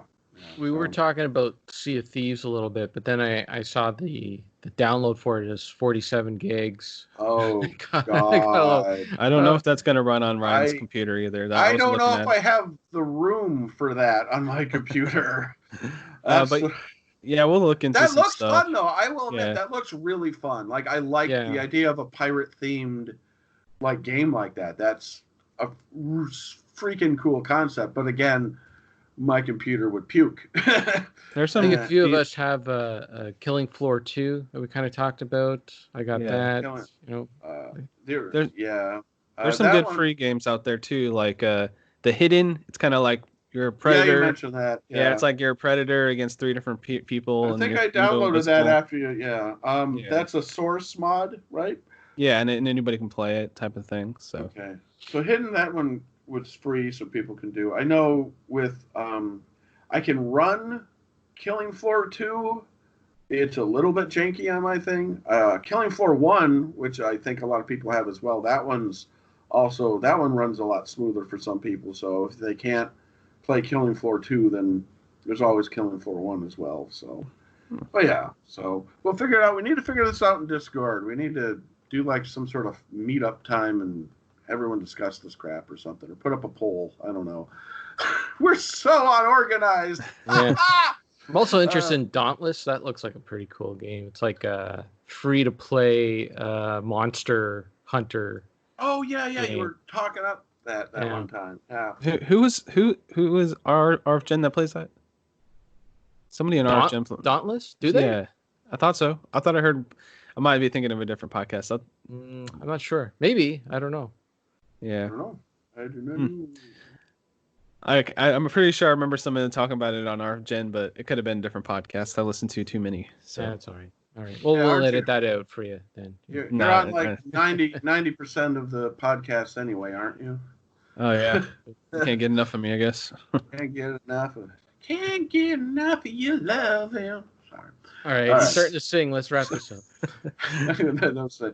Okay, so I say we're going to tease another major announcement on our next podcast just because we want to, but we're not really going to have a major announcement. But it's kind of a running joke that for a while we had a major announcement for, I don't know, like two, 3 podcasts straight. So we'll think of something. We'll think of a major announcement for the next podcast, and you'll just have to come in and listen to the entire podcast to hear what that major announcement is on our next podcast, which is going to be the sort of in-between podcast. What is it called again? Save Point. There we go. So major announcement on the next Save Point. We just don't know what it is yet. No, there's nothing. Absolutely nothing. Shut up. Shut. And then people will tune in. I'm They'll trying say, to "What's the big?" Because then they ask me, "What's the major announcement?" And then I have to tell them, "Well, there wasn't any." I'm That trying was to it. get listens. Come on now. Come on. Yes, people love being tricked. We'll release the multiplayer game we're gonna play. That's what. Well, it actually might be time to announce like the next like another game of the month later down the Oh line. yeah, I guess we should. Yeah. What is that? I don't even. We don't know. We don't know yet. So that's the big announcement. That's the big announcement. Is the next game after Screamer 2. Yes. That'll be. If we remember to do it, that's a whole month from now. Yeah. We don't. With the way this year's been going, we don't have no idea. All right. So, thank you guys. This has been an enlightening and fun experience. And let's crash the computer, folks. Oh, do we have any plugs first? I think everyone knows our social media stuff. Nope. No? Okay. Check us out at Quick Save Club for all Quick Save Club podcast stuff. I am the Retro Gamer Ranting at Retro Gamer Ranting with no ing, just an N at the end. I hate that so much. I wish I could change it. So you can follow me on there, and you can look me up at Retro Gamer Ranting on Twitch and on YouTube. And I have actually been posting videos and trying to live stream. Oh, wow. So, yeah, no one ever joins the live stream. Oh, by the way, Josh, thanks for trying to help problem solve me that time I was trying to do Terraria. Oh, yeah. No problem. He got to the point where he was going to send me a new video card because I was having issues trying to stream Terraria when the update came. He's like, I have this spare video card. I'll send it to you.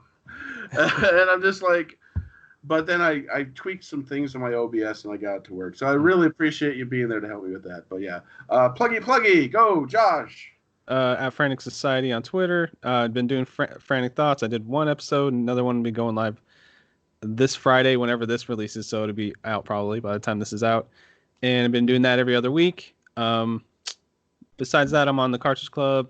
And you probably are tired of hearing my voice. So go ahead and plug your stuff, Kevin. Buried on Mars everywhere. Just type me in on a search engine. On Twitter, I'm at buried_on_Mars. Can't get rid of those underscores. No. Twitter said that they're going to get rid of dead accounts, but at Buried on Mars, that account's still going, even though they haven't tweeted since 2011. Have you reported them? I think so. I think I have.